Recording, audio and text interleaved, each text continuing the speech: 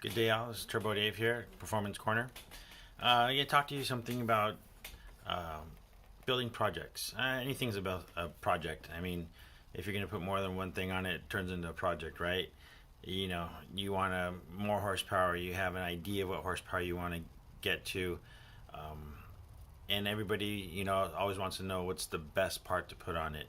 Whether it's cold air intakes, superchargers, exhaust, you know and a lot of people get carried away in putting money into things that they can afford right now, or because they feel like, ooh, so and so or somebody's or some people have this, it's cool, but they don't think of it in the long term, and you end up wasting money that you could be collecting for that long term goal. So I want to talk to you a little bit about that. People are talking about what intakes to put on. Should I run a header? A lot of new cars, headers don't make that big of a deal. Um, a lot of them are designed really well. So when you add a header, if you're adding 1 or 2 horsepower for the install, or 5 horsepower, I mean, when you're talking about headers, yeah, if it's a half an hour or hour deal, yeah, not a big, not much of an investment as far as time is concerned, or whoever you're going to pay for the labor. But you want to get the best bang for your buck. So if you want to talk about putting a header on a car that's newer, or that has a great design exhaust manifold, it may not be the best bang for the buck. When you're talking about bang for the buck, a lot of times nitrous is the best bang for the buck, even if you only added 50 horsepower. I mean, what modification are you going to get for a single fogger or whatever, however setup you want to do, for $600 or whatever it is, to make 50 horsepower? A lot of times, not much. But, you want something that you don't have to refill. You can have it there all the time. So, you want to make a educated decision, and even in suspension. You go with a coilover, you have a certain name, do a lot of homework, look into it, talk to people who drive their cars a lot, or if you want to talk to people who track their cars a lot.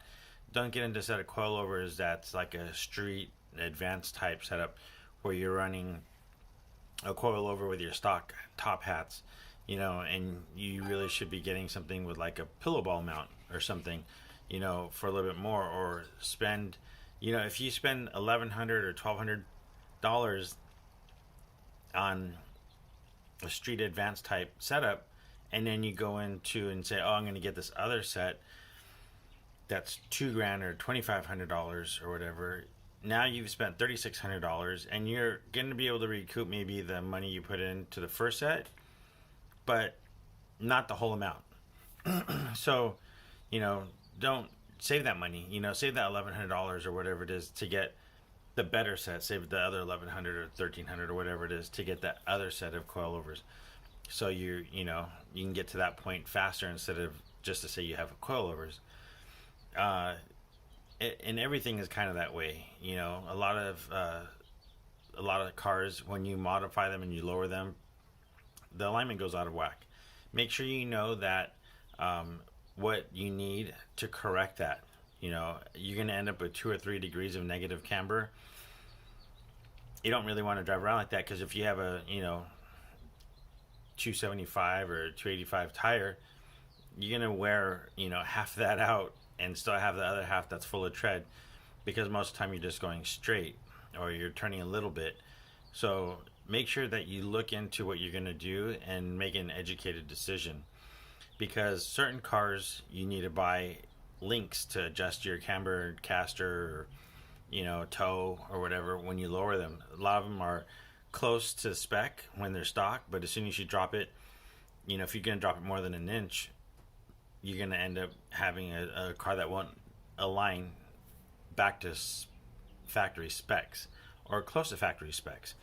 And camber is the biggest thing here, because a lot of times guys run negative camber. I mean, unless you're into that kind of 3 to 5 degrees of negative camber, but you want to be able to correct that and run the right amount of camber or caster or toe or whatever you want. So look into that first before you just go drop money on your car, so that way maybe you can get those first. You spend a few $100s on those parts, so it's all ready to adjust when you get your coilovers in. just thinking ahead in a way. Same thing with exhaust. You know, if you're going to go with turbo on a car, and you're going to need to run a 3-inch exhaust, you know, or whatever, or, you know, two and a halfs or something like that. You know, don't go buy something that's great for NA, you know, and drive around and make horsepower with that, and then know that you're gonna have to change your exhaust again. I see a lot of people asking questions, and I don't think people understand the best bang for the buck.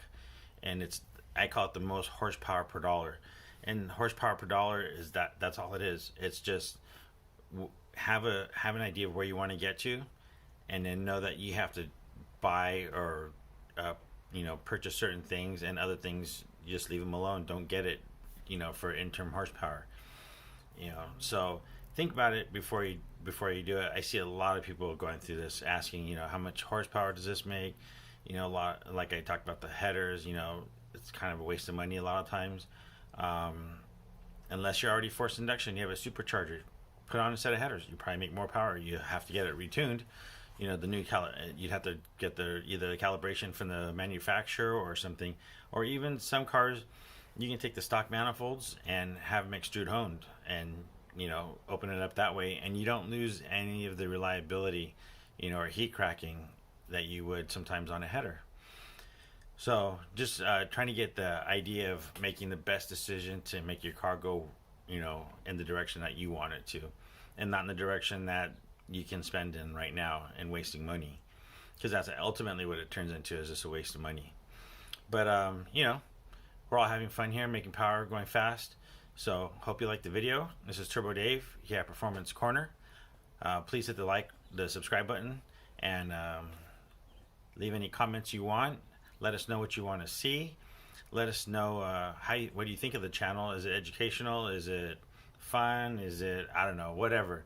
I'm probably gonna start doing some actual how-to videos and stuff like that. So we'll go from there. See you next time. We have something going on. It's Turbo Dave, Performance Corner. Have a fun day.